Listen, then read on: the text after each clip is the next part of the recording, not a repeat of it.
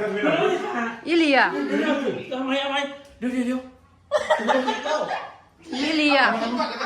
เดี๋ยว เดี๋ยว เบื้องดีครับ แม่แม่คืนนี้ตอนนั้นที่เกี่ยวของแม่หนูเห็นมือก่อนให้ก็คือมือก่อน ไปละ20,000 ว้ายอีเลียอุ้ย